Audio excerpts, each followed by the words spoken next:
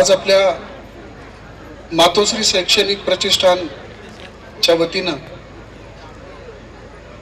मातोश्री global school असेल, मातोश्री science college असेल, या मातोश्री फेस्टिवलच्या वार्षिक स्नेहसंमेलनाच्या निमित्तानं व्यासपीठावर उपस्थित असलेले तालुक्याचे नवनिर्वाचित आमदार काशीनाथराव दाते सर,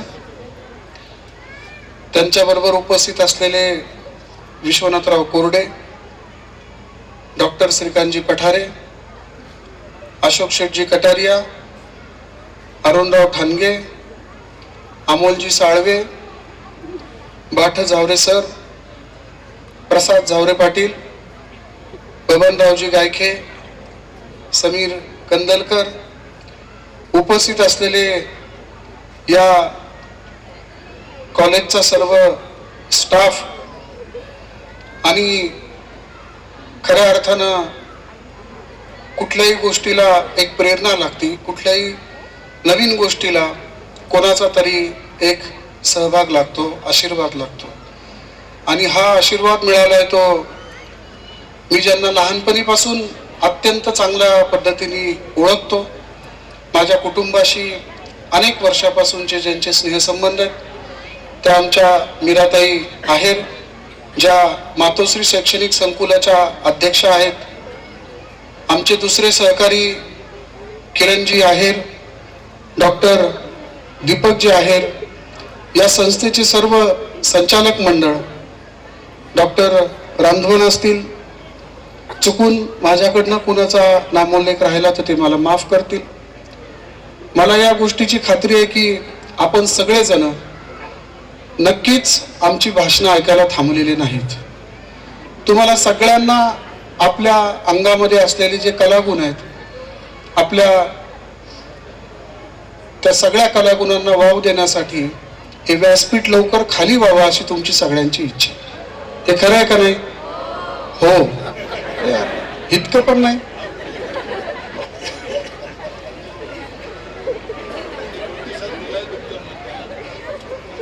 माझी बालमित्रांना एवढीच विनंती आहे की एकेकाळी अशी परिस्थिती होती की खेड्यामधल्या मुलींना शिक्षणाची सोय नव्हती. त्या काळामध्ये मुलींचं जाणं शाळेमध्ये हे सुद्धा अडचणीचं होतं.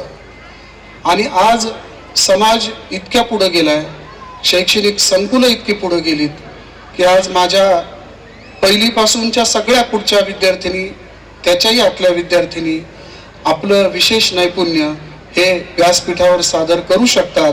आणि ते सादर करण्याचं काम या व्यासपीठाने त्यांना दिलंय.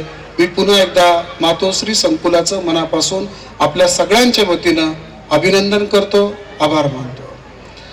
मी तुमच्या इतका जेव्हा लहान होतो त्यावेळेस दाते सर मी नाटकामध्ये भाग घ्यायचो. आणि नाटक ही उत्तम कला आहे. आता राजकारणातही तेच करावं लागतं हे दुर्दैव आहे, परंतु खरोखर मी एक उत्तम नाटककार होतो.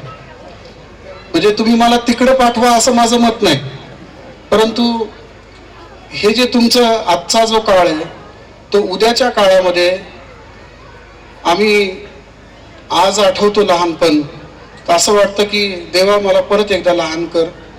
कारण की आज तुमच्या मनामध्ये कुठली पाप भावना नाही, तुमच्या मनामध्ये एक निरागसता आहे, कोणाविषयी द्वेष नाही, कोणाविषयी मत्सर नाही. आणि अशा काळामध्ये तुम्ही जो परफॉर्मन्स इथं दाखवणार आहात तो निश्चितच अतुलनीय असणार आहे. मी ज्यावेळेस जिल्हा परिषदला उपाध्यक्ष होतो त्यावेळेस माझ्याकडे शिक्षण समिती होती. पुणे जिल्ह्यामधलं आहेरताईंना विशेषतः सांगतो मी, पुणे जिल्ह्याचं सांस्कृतिक विभागावर एक प्रभुत्व होतं. आणि ज्यावेळेस मी सांस्कृतिक महोत्सव आपल्या अहमदनगर जिल्ह्याचा भरवला तर पहिला नंबर महाराष्ट्रामध्ये नगर जिल्ह्याचा आला, याचा मला मनोमन अभिमान वाटतो. आणि तुमच्यासारख्याच ग्रामीण भागातून आलेल्या सगळ्या मुला मुलींनी हा परफॉर्मन्स दाखवल्यामुळं नगर जिल्ह्याची मान महाराष्ट्रामध्ये उंचावली.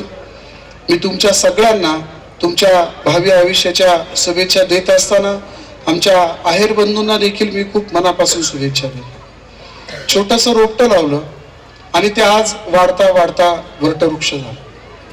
आज कुठल्या क्षेत्रामध्ये हे परिवार किंवा हे संकुल कमी नाही. त्याच्यामध्ये इंजिनिअरिंग असेल, फार्मसी असेल, मेडिकल असेल, ज्युनियर कॉलेज असेल, प्रायमरी स्कूल असेल, नर्सिंग कॉलेज असेल, अशा एक एक वेगवेगळ्या प्रकारच्या शाखा आपण आज नवीन नवीन सुरू करत आहात. आणि ग्रामीण भागामधल्या आमच्या मुलांना किंवा आमच्या विद्यार्थिनींना नगर, पुणे किंवा अजून लांब जाण्यापासून तुम्ही त्यांची एक सोय करून देतात. त्याबद्दल मी डॉक्टर साहेब तुम्हाला मनापासून तुमच्या सगळ्या परिवाराला